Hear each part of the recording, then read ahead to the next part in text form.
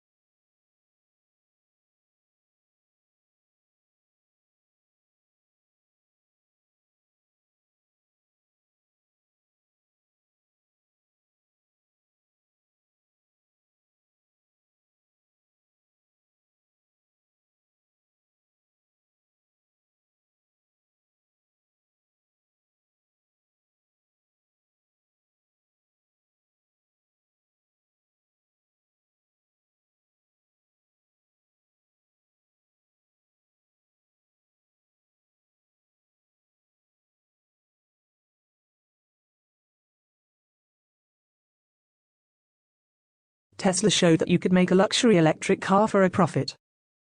That got the attention of other luxury car makers also. Government regulations from California and other states that promote electric vehicles. Automakers used to respond to these mandates half-heartedly. They'd build what's called a compliance car. Chelsea Sexton, an industry consultant and electric vehicle advocate, explains, "It is expensive, it's slow volume, it's hard to get, it's somehow engineered to be a little bit unattractive in some way. Very low range, etc., etc."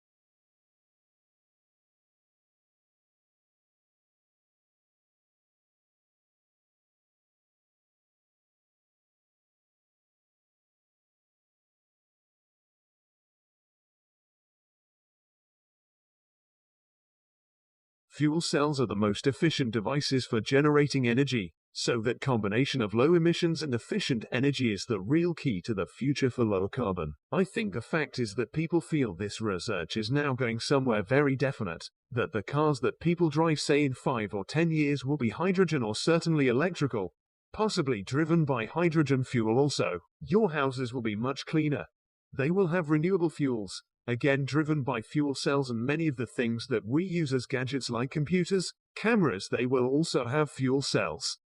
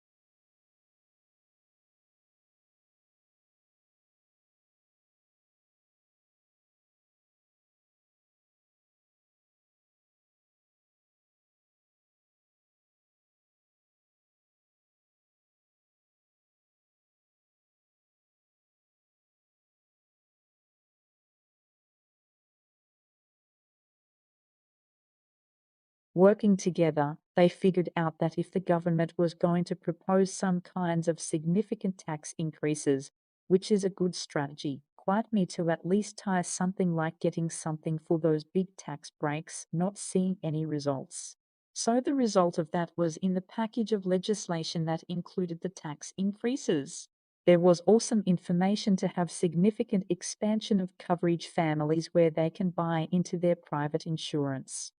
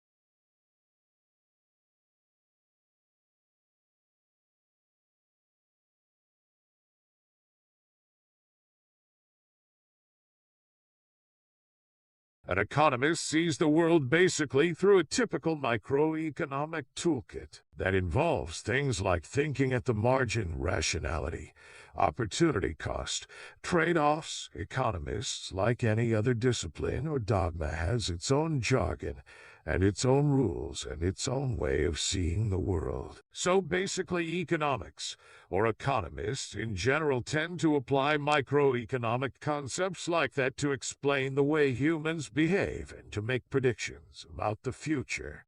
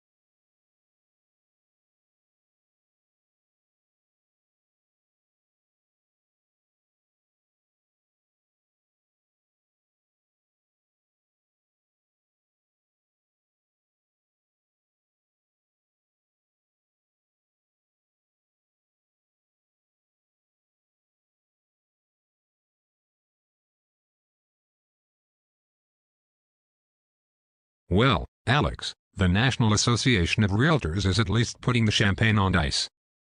The industry group says the slight rise in sales for previously owned homes shows the housing market is finally stabilizing, which is the first sign of a recovery. Now, that of course is an interpretation of the numbers, Alex, and one that's coming from an organization known for being somewhat of a cheerleader for the housing market, since its members are made up of realtors who've been losing a lot of money in the slump. Now, for a more sober view, I talked to Wellesley housing economist Carl Case, and he says the slight uptick in sales hardly offsets the fact that numbers are down 20% from the year before.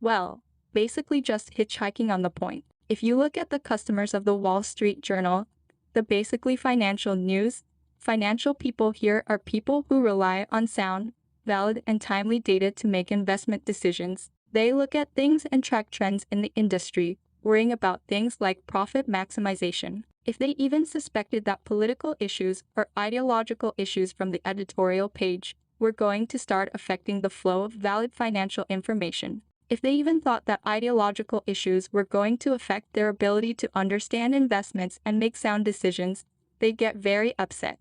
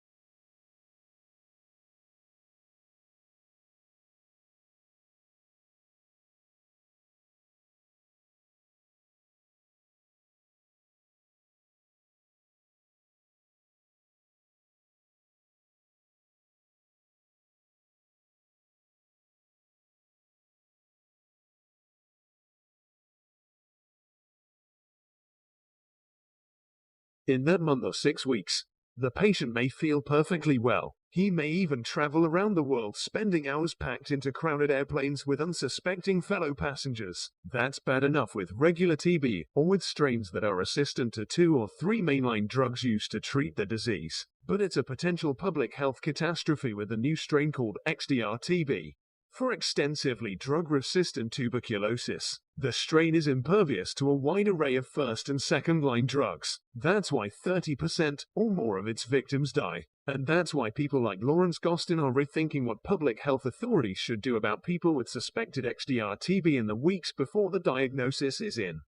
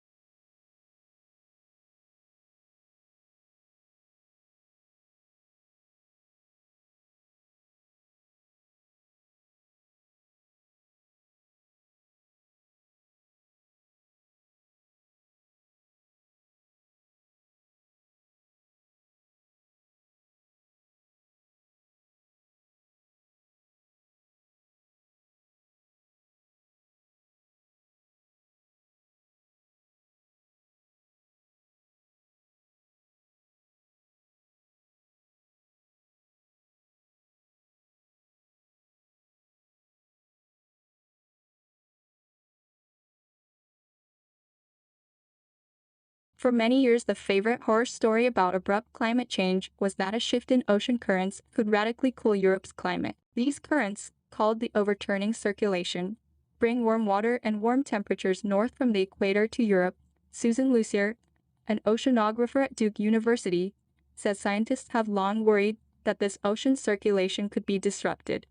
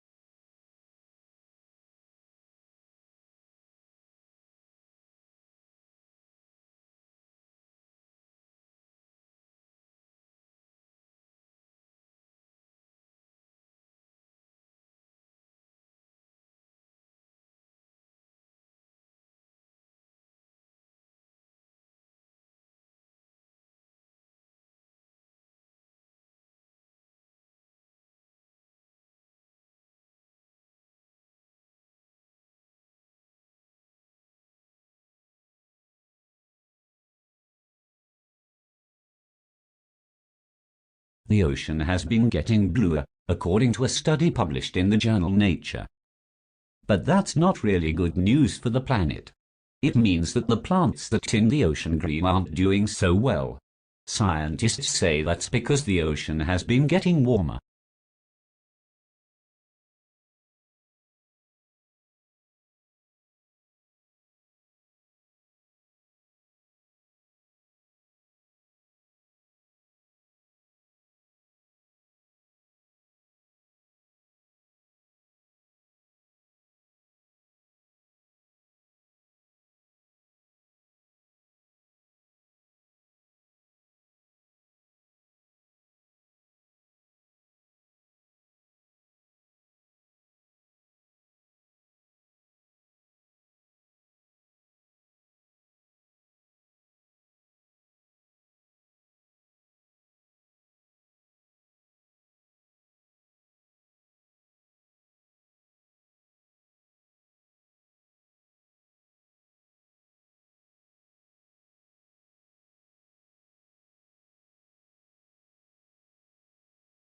Well, in 2004 we integrated ticketing in Southeast Queensland, so we introduced a paper ticket that allowed you to travel access all the 3 modes in Southeast Queensland, so bus, train and ferry. And the second stage of integrated ticketing is the introduction of a smart card, and the smart card will enable people to store value, so to put value on the card, and then to use the card for traveling around the system.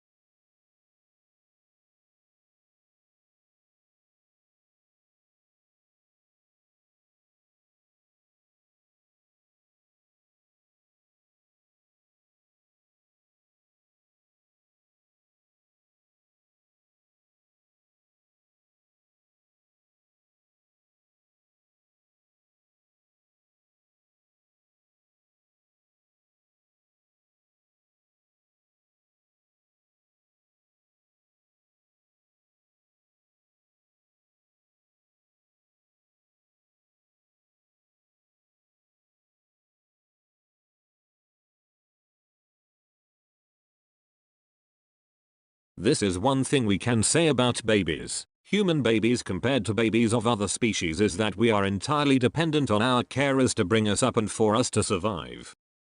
And so it's very important for babies to get into relationships with somebody who's going to look after them well. So, biology has meant that babies and the adults are geared up to be in relationship with each other from the start.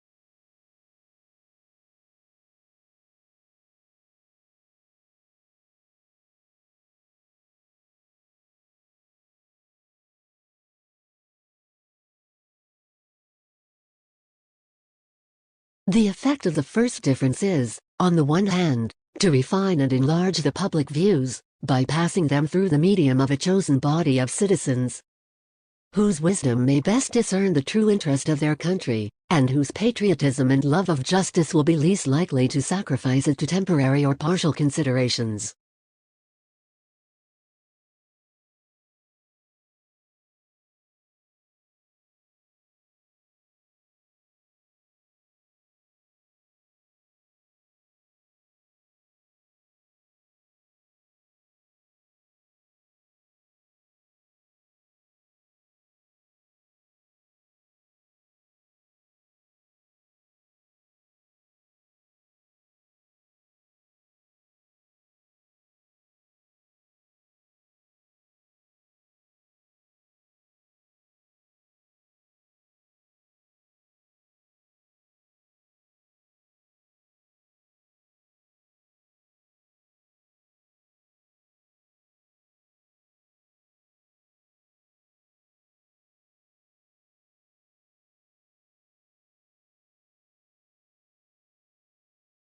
It is about 100 years since that great Canadian-born physician Sir William Osler, Regius Professor of Medicine in Oxford, complained about the increasing influence of the pharmaceutical industry on the medical professions. If he knew how this influence had increased since then, he would be turning in his grave at the way the industry now dominates doctors' prescribing habits. It does this not only by direct and indirect pressure on the doctors themselves, but also by encouraging the public to ask for scripts and to demand that governments provide the money.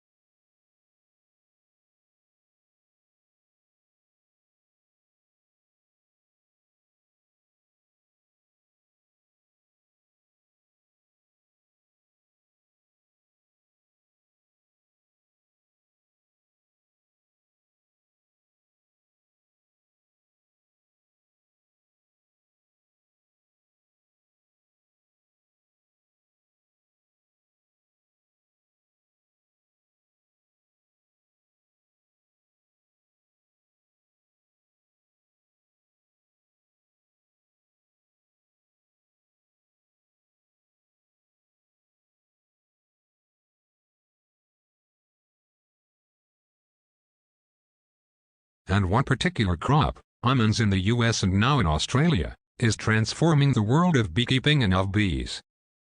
What has happened is that something serendipitous came along, that people found out, that doctors found out that almonds are good for you. They are actually a food that is normally considered a confection, but it's good for you. The Almond Board got a very aggressive promotion going on for almonds. I just heard recently, they send out sales reps to cardiologists at hospitals to promote the heart benefits of almonds, so they go right to the doctors to do this. So they leave no stone unturned in a very good promotion of almonds, and it's legitimate promotion because they are a healthy food. So what's happened is worldwide, almond sales have taken off.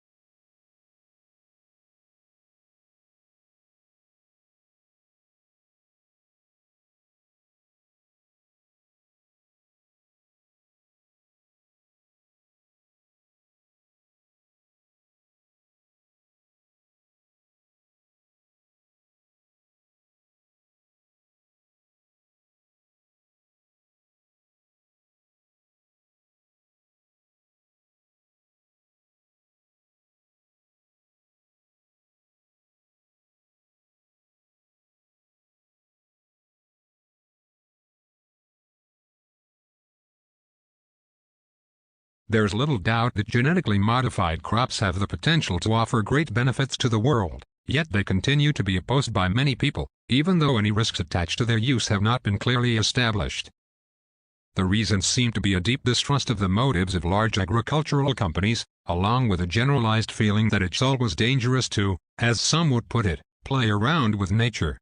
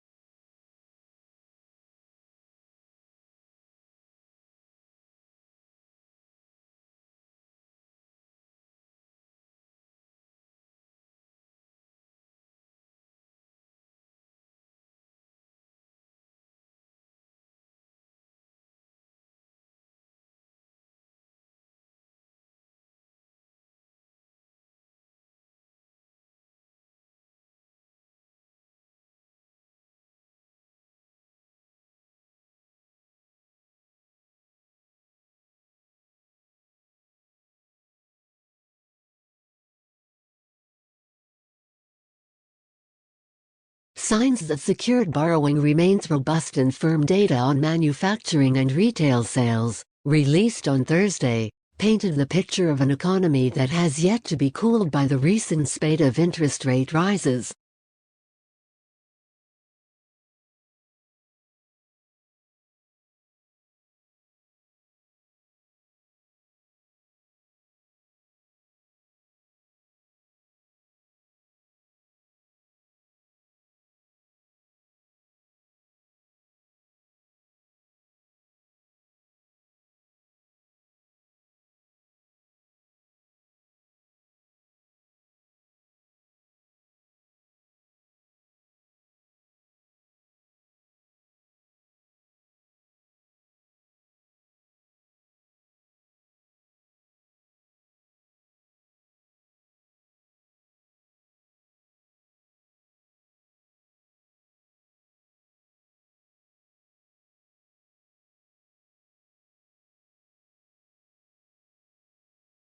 Again, I want to repeat that I don't blame libertarians for this state of affairs. My argument is really that they simply have nothing to offer us in this debate. When we talk about trying to get rid of the welfare policies that have enabled some of the breakdown of family, that is undoubtedly important, but I think we're beyond that at this point. The damage is so deep, and it's kind of hard for me to envision a future without Social Security, for instance. I quite agree with the analysis that the Social Security, Medicare and that sort of thing, have decreased the primary functions of the family. But I cannot imagine a world in which we get rid of these things. So that we will be from a pragmatic point of view, we have to think about what we can do to try to bolster up this breakdown that I keep referring to.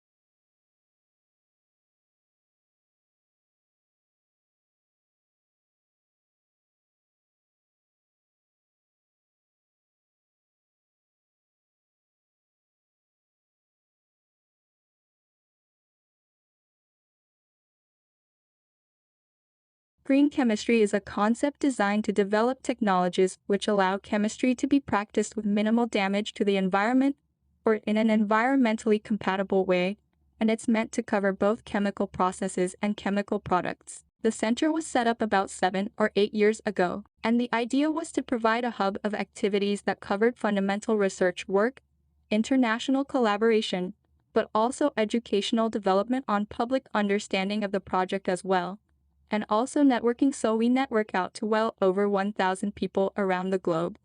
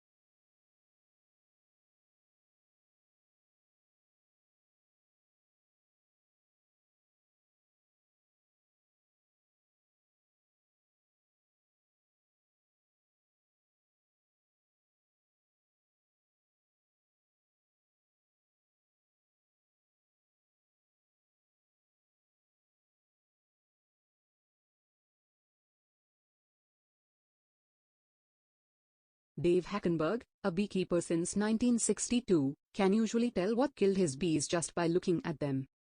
If they're lying on the ground in front of a hive, it's probably pesticides, he says. If the bees are deformed and wingless, it's probably vampire mites. But last fall, Hackenberg saw something he had never seen before. Thousands of his bee colonies simply disappeared. He was in Florida at the time, pulling the lids off some of his commercial hives. To his horror, they were all empty.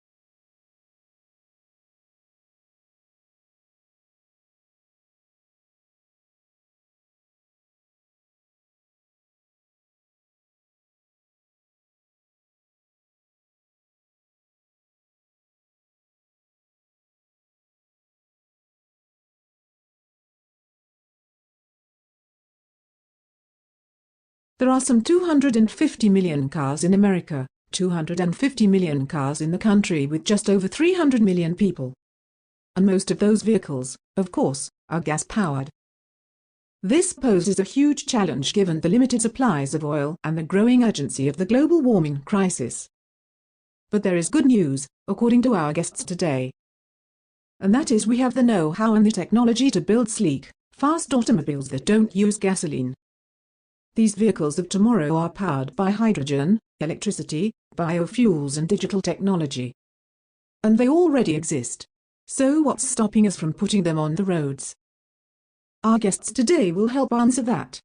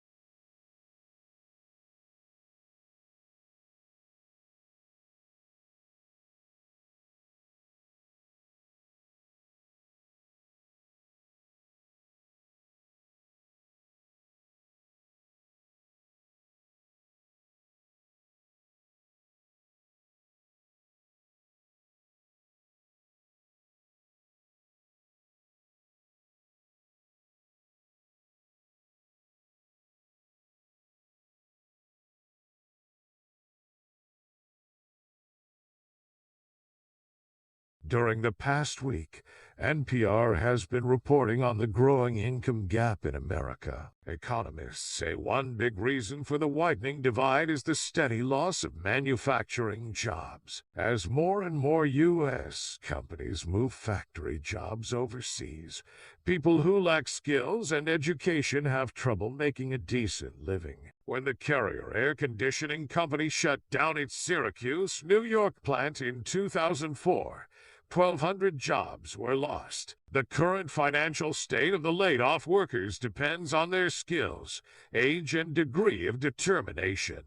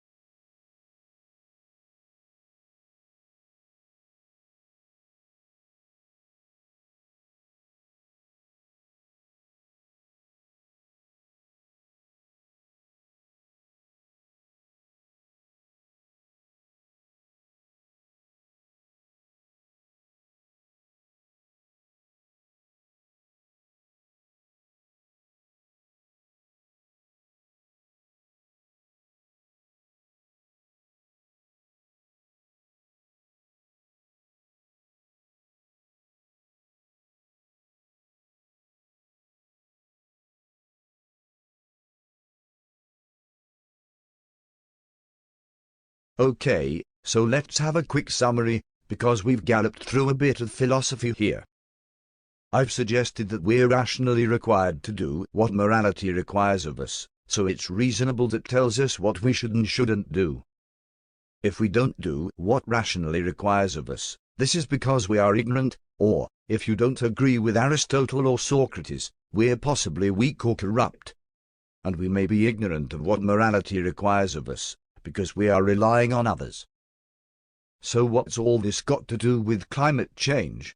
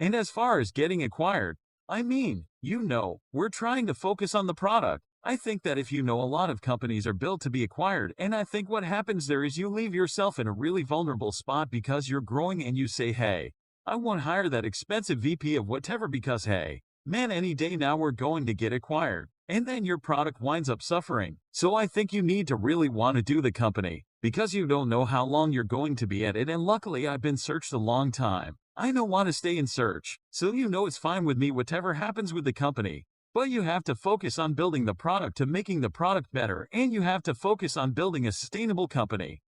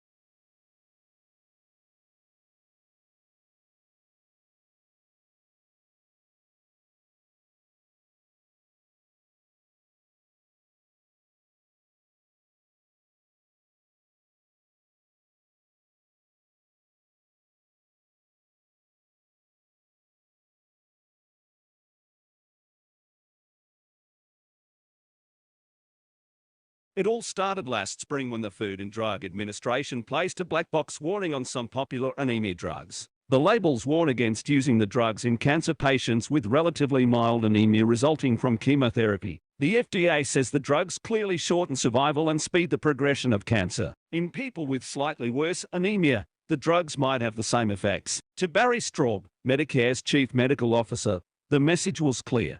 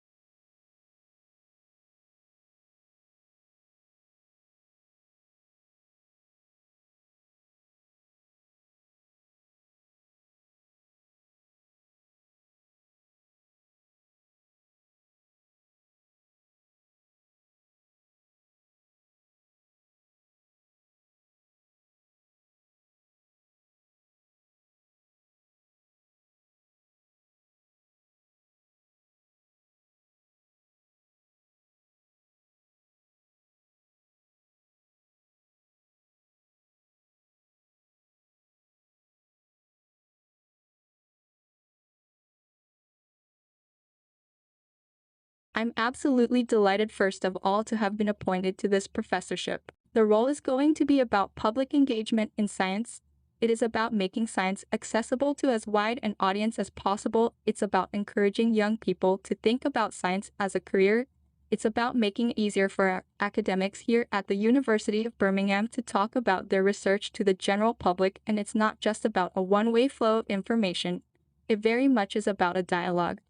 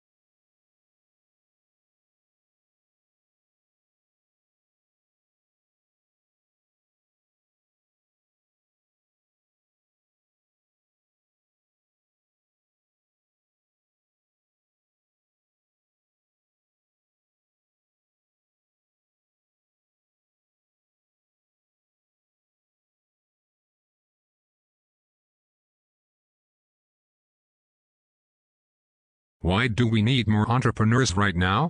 The entrepreneurs who create and run our businesses, who play by the rules, are in fact critical to our success as a nation. We need them especially today. First, we need them to solve the current crisis. Business, not government, will end this recession. Government must help by creating fair rules, sound monetary policy, and by protecting our fellow citizens in periods where they are jobless. But the government has to stand to the side and let new entrepreneurial firms challenge companies that can no longer compete. We have to make way for the new entrepreneurial firms that will push us to frontiers of innovation.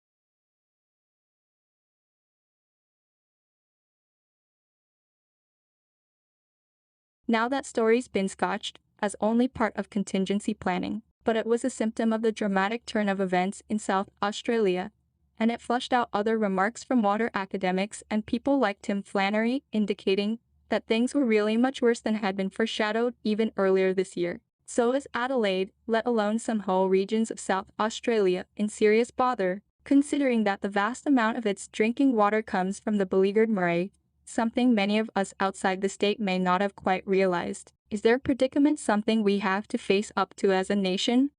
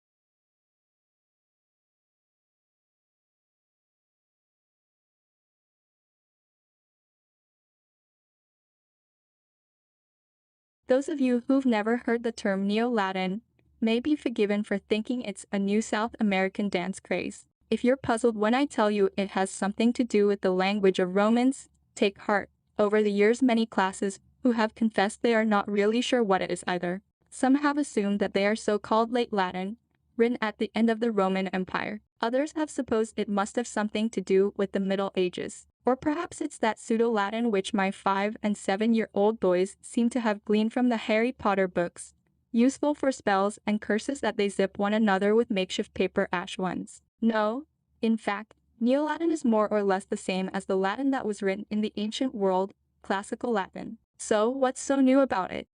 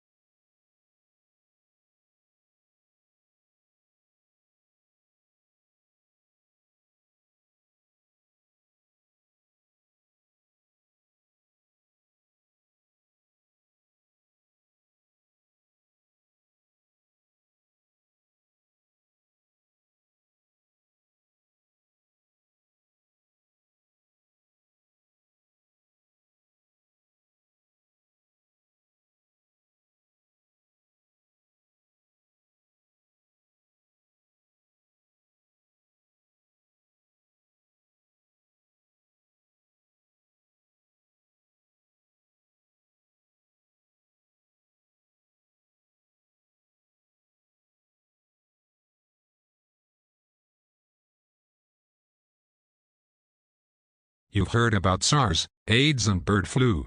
Now researchers from Australia claim we're about to be hit by a new epidemic, motivational deficiency disorder. According to the British medical journal, 1 in 5 people are said to suffer from motivational deficiency disorder, or MODD, and most don't even know they have it.